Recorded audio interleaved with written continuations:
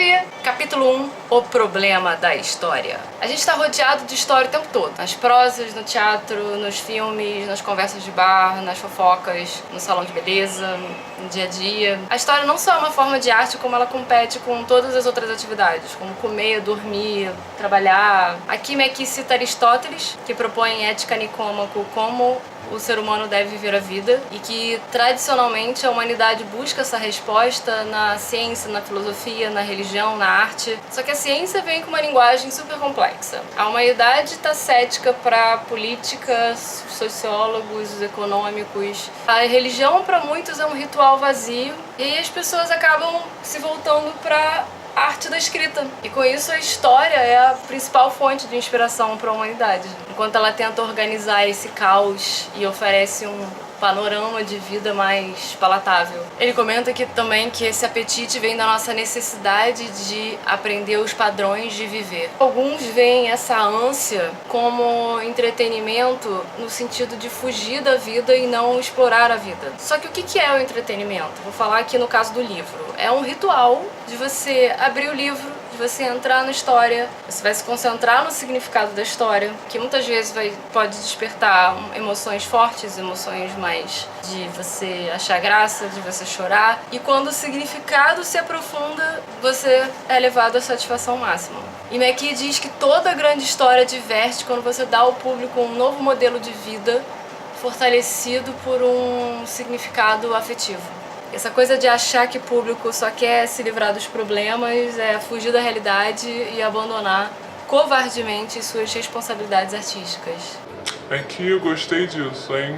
Nesse capítulo ele vai entrar também num assunto mais delicado, que ele fala do declínio da história. Que enquanto a gente está vivendo uma era que é muito fácil o alcance de milhões, né, por mídias, você a qualquer momento pode escrever e publicar para milhares e milhares de pessoas, há uma queda na qualidade dessas histórias. Ele diz que a arte da história está em decadência. Tudo bem que ele está falando de cinema e ele está querendo dizer que as histórias falsas estão substituindo substância por espetáculo, verdade por artifícios e que as histórias estão cada vez mais sendo vendidas e acabam se perdendo em espetáculos banais, multimilionários, enfim. O Mekki fala do mercado de cinema de Hollywood e que apesar de haver um declínio das boas histórias, o estúdio de Hollywood se mantém, porque não há competição. Ele até comenta dos últimos 25 anos e antes dos 25 anos, como o mercado europeu competia com Hollywood, que hoje em dia não mais. E aí eu vou aproveitar para traçar um paralelo com a literatura, super rápido, breve, para também não quebrar o raciocínio do capítulo. O Mekki comenta que são muitos os filmes distribuídos por ano, que os filmes entram em cartaz, ficam 2, 3 semanas e saem, são esquecidos da história. E isso acontece muito com alguns livros também, a gente vê isso no mercado literário, brasileiro principalmente. Em Hollywood o mercado é excelente para bons escritores, chuchu beleza, porque afinal, por não ter competição, eles têm tanto dinheiro para bancar os filmes blockbusters, os mega comerciais toscos e os filmes mais literários, os filmes mais cabeça, mais arte. Que não é o caso que a gente vê aqui no Brasil e na literatura. As livrarias precisam e os editores precisam de livros comerciais que têm uma venda mais expansiva para poder manter o mercado acontecendo e bancar as obras literárias.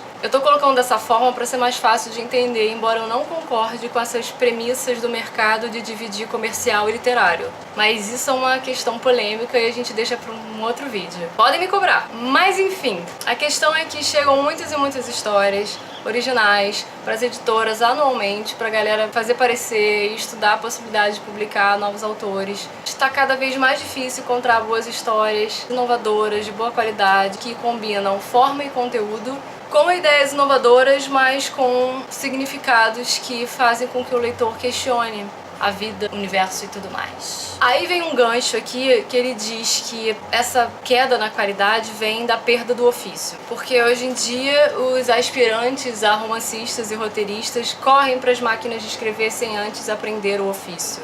Ele fala muito de jovens de maneira pejorativa, acho que ele não gosta de pessoas jovens. Mas é verdade, né, gente? Vamos combinar que ele está falando coisas que a gente sabe que acontece. Ele fala da música, por exemplo. Você sabe piano, o básico. E aí você já escutou milhões e milhões de sinfonias antes na vida, e você adora e tal, e fala assim, ah, eu vou criar uma sinfonia do zero esse fim de semana, porque sim, porque deu vontade. O pessoal da escrita, né? A gente sabe escrever, a gente acha que é fácil e a gente nem desconfia que a criação de uma história seja tão complicada e tão difícil e tão bizarra pra ser feita e criada do zero. O novato se prende muito às próprias experiências, às próprias leituras e acha que isso é suficiente. A experiência é superestimada, especialmente se essa experiência não foi estudada. Autoconhecimento é a chave. Você tem experiência de vida, você já passou por um montão de coisa, mas se você não sequer parou para refletir sobre as suas reações em relação a essas coisas, crucial, né? Afinal, se conectar com o público fica muito mais fácil quando você tem o quê? Empatia. Tudo que a pessoa acaba escrevendo, das coisas que acumulou, né? Dos elementos que acumulou ao longo dos anos lendo e assistindo a coisas, o novato dá desculpa e diz que é por instinto. Ah, não, mas eu sei fazer e tal. E o McKee diz que não, que é hábito, a pessoa está habituada a fazer dessa forma e que isso é extremamente limitante, porque o autor vai lá, ele imita o que vê dos outros autores, né, do que os outros autores fazem, e vai por tentativa e erro. E essa tentativa e erro é contraproducente. Mas o McKee não fala que é contraproducente. Ele diz que não é técnica e leva o autor a escrever histórias com muito clichê, comerciais ou artísticos, tanto faz. A interpretação de que a escrita é algo que tem que ser estudado é muito recente. Até hoje, muitos nem consideram a escrita um ofício. Vamos combinar, né? Que você fala assim, o que você faz da vida? Sou escritor. Tá, mas o que você faz da vida de verdade?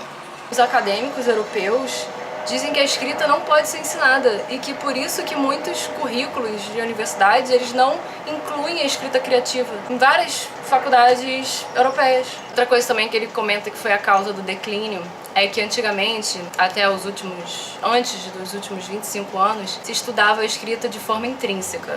A história vista de dentro para fora. As forças do antagonismo, os desejos dos personagens, o clímax, a crise, o desfecho, a estrutura, a progressão da história, enfim. Você estudava de dentro para fora. E que hoje, nos últimos 25 anos, por conta de uma moda de teoria literária, é o que ele fala, é que as pessoas agora estudam linguagem, código, texto, que é de uma forma extrínseca, a história vista de fora. E a causa final desse declínio é que, como os valores são a alma da arte, os valores mudaram, a gente vive numa era de cinismo e que, ao contrário dos escritores do passado, a gente hoje em dia não pode supor nada, a gente tem que penetrar as profundezas da vida, aperfeiçoar os valores e descobrir novos panoramas para então criar um veículo para a história que expresse a nossa interpretação de um mundo cada vez mais agnóstico. Bonito isso, hein? Eu me pergunto se Robert McKee fala isso olhando pro espelho. Talento literário não é suficiente. É raro encontrar uma história boa com diálogos ruins e descrições fracas, porque quanto melhor for a história, mais afiado vai ser o diálogo e mais viva vão ser as imagens. A falta de desenvolvimento, motivações falsas, personagens redundantes são o grande motivo, são a raiz de histórias chatas e sem sabor. A parada é que se você tiver diálogos incríveis e descrições milimétricas e absurdamente nítidas, mas não tiver um poder narrativo, nem adianta, amigo. Não vai rolar. As perguntas principais que um autor tem que se fazer ao escrever uma história. Quem são seus personagens? O que eles querem? Por que eles querem isso? Como eles vão tentar conseguir? O que está impedindo? Quais são as consequências? Que ferramentas eles têm para combater essas consequências? McKee diz que achar a resposta para essas perguntas é a nossa verdadeira tarefa criativa. As histórias testam a nossa maturidade, o nosso conhecimento, a maneira como a gente vê a natureza do ser humano, a natureza da vida. McKee diz que toda história o autor acaba expondo a sua humanidade ou a falta dela. Adorei isso. E aí, para contar uma boa história, você precisa nascer com poder criativo para juntar ideias inovadoras com seus personagens humanos e principalmente ter muito amor. Essa parte do capítulo é uma barata, porque ele fala o amor que você precisa ter de tudo, né? Achei lindo, chorei, foi emocionante. Você precisa ter amor pela história, pelo dramático, pela verdade, pela humanidade, pela sensação, pelo sonhar, pelo humor, pela linguagem, perfeição, dualidade, singularidade, beleza, amor próprio. Essa última merece uma pausa dramática, porque eu preciso fazer um comentário. Eu descobri o poder do amor próprio recentemente. É um amor que faz com que você não precise de autoafirmação constantemente. Você sabe, apesar de tudo, que você é de verdade, de fato, um escritor. Precisamos de técnica, porque, segundo McKee, a perícia libera nossos subconscientes. O Robert McKee já trabalhou recebendo roteiros, então ele avaliava e tinha que dar o seu parecer. Um pouco do que eu fazia e alguns outros editores fazem nas editoras, que é recebendo o original e fazendo parecer. E me identifiquei muito com o que ele falou das coisas que ele recebia, porque as pessoas confundem muito verdade com mostrar os fatos de forma jornalística, assim, sem coração, sabe? Sem amor. Sem qualquer possibilidade de conexão por parte do público, porque você apenas está apresentando alguns fatos. Tem também, na literatura, não só no cinema, histórias que se preocupam só com o espetáculo, né? Com a jogada de cena e uma descrição aqui, uma descrição ali, guerra e perseguição e ação. A gente vê mais isso no cinema, é claro. Esquece completamente das relações, da emoção, do que toca o ser humano. É útil, para Hollywood principalmente, esses filmes palhafatosos e tudo mais. Existe um prazer em ver um espetáculo, mas como uma montanha-russa, esse prazer dura muito pouco. O verdadeiro entretenimento, ele não diz verdadeiro, ele diz o entretenimento duradouro, aquele que toca de maneira profunda. Uma história é uma metáfora da vida, mas não precisa ser literal a ponto de não oferecer uma profundidade pro leitor, ou um sentido além daquele que já é óbvio para todo mundo. Uma desculpa fraca dos escritores que o McKee diz é que a gente fala assim: mas isso acontece, por que eu não posso escrever sobre isso? Guilty. Sim, eu já fiz isso, mas já faz tempo, eu aprendi com os meus erros. Tudo acontece, até o inimaginável acontece. O que de fato acontece não é o que nos aproxima da verdade. A verdade é o que a gente pensa sobre o que acontece. Aqui ele faz uma comparação bem legal sobre o tipo de escrita. Ele diz assim que os escritores mais jornalísticos, eles têm o poder mais dos sentidos, de transportar sensações para o leitor. E os escritores de ação têm um poder imaginativo, de carregar o leitor para além da realidade. Os dois são dons invejáveis, mas um bom escritor deve combinar esses elementos. Você tem imaginação de um lado e realidade de outro, e uma boa narrativa consegue equilibrar esses dois polos. Além desses poderes sensoriais, o McKee fala sobre 2 talentos que você precisa ter para a escrita ser marcante. O talento literário, converter a linguagem para uma forma expressiva de contar uma história, e o talento para a história, que ele considera muito importante, que é você converter a vida em si em uma experiência muito mais poderosa. É raro, mas assim, frequentemente a gente encontra pessoas que são verdadeiros contadores de histórias, assim, natos, sabe? Pá. A McKee diz que entre uma história trivial, bem contada de uma maneira muito divertida, e uma história com um significado muito profundo, mas contada de um jeito chato, você prefere muito mais a trivial. Concordo. Os bons contadores de histórias sabem encontrar a vida nos pequenos detalhes. E que os maus contadores, eles reduzem o que é profundo ao banal. Momento polêmico, ou não. McKee termina o capítulo dizendo que o talento para a história é primário e o talento literário é secundário. E que isso é pura verdade, embora os romancistas, roteiristas, whatever, tenham dificuldade para admitir. Mas aí ele termina de uma forma fofa, porque ele diz que apesar do talento para a história ser raro, você deve ter algum, porque só um louco começa a escrever. Oba, sou talentosa.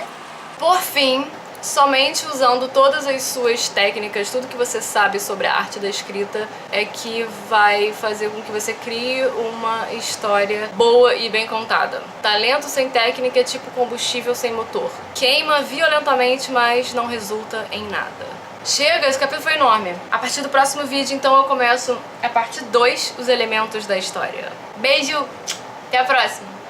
Fui! Não sei fazer hashtag nessa bosta. Sai, copo.